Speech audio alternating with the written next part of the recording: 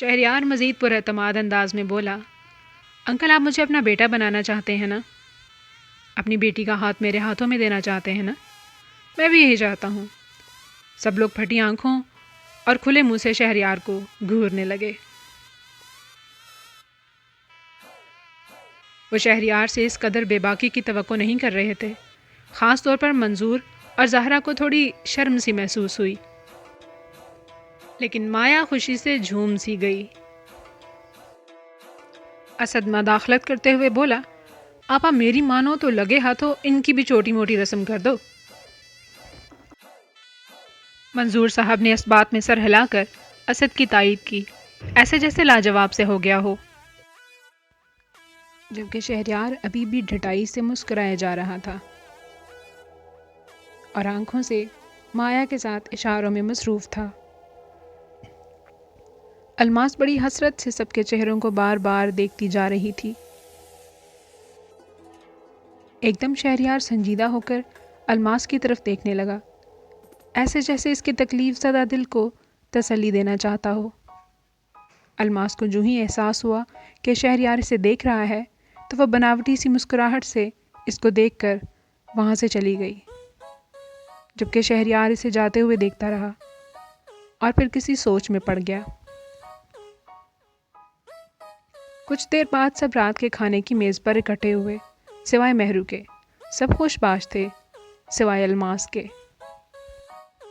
شہریار الماس سے مخاطب ہوا، آنٹی اب پریشان ہیں، لگتا ہے آپ نے میری بات پر یقین نہیں کیا۔ الماس انجان بن کر بولی، کون سی بات بیٹا؟ شہریار انتہائی سنجیدہ اور بااعتماد انداز میں بولا، آنٹی میں نے آپ سے کہا تھا کہ آپ جس چیز پر پریشان ہیں وہ نہیں ہوگی، اس لیے اس چیز پر پریشان ہونا چھوڑ دیں اور اس حوالے سے مطمئن ہو جائیں۔ زہرا متوجہ ہوئی اور بولی، میں نے پچھلی بار بھی پوچھا تھا پر تم نے جواب نہیں دیا شہریار، آج پھر کہہ رہی ہوں، اپنی بات کی وضاحت کرو۔ شہریار تھوڑے الجھے ہوئے انداز میں بولا، آنٹی آپ کیوں جاننا چاہتی ہیں؟ زہرا بھی الجھتے ہوئے بولی، ہاں میں جاننا چاہتی ہوں بس۔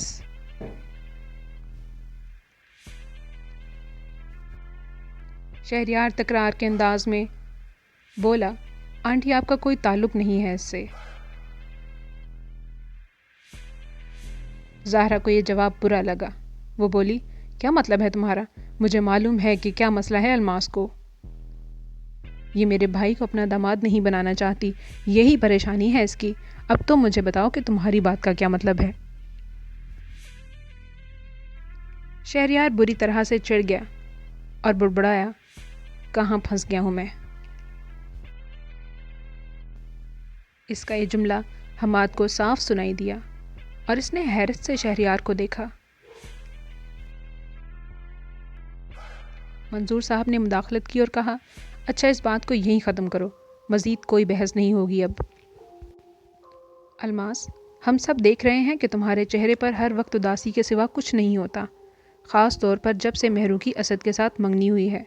کسی نے کوئی زبردستی نہیں کی تمہارے ساتھ، تم چاہو تو ابھی توڑ دو یہ رشتہ، لیکن اس کے بعد تم لوگوں کے کسی معاملے کے ساتھ ہمارا کوئی تعلق نہیں ہوگا۔ الماس ایک دم سے بولی، نہیں نہیں بھائی جان، ایسا کچھ نہیں، میں اور مہرو ہم دونوں بہت خوش ہیں۔ زہرا بات کا موضوع بدلتے ہوئے بولی، شہریار تم اپنا کمرہ لاک کر کے جاتے ہو، اس کی صفائی نہیں ہو پاتی۔ شہریار سنجیدگی سے بولا، اس کی ضرورت نہیں، میں دیکھ لوں گا۔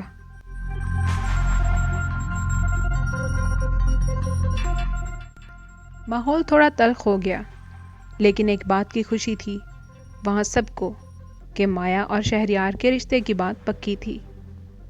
اگر آپ کو ہماری کہانی پسند آ رہی ہے تو ہماری حوصلہ افزائی کے لیے چینل کو سبسکرائب کر دیں۔ بہت شکریہ۔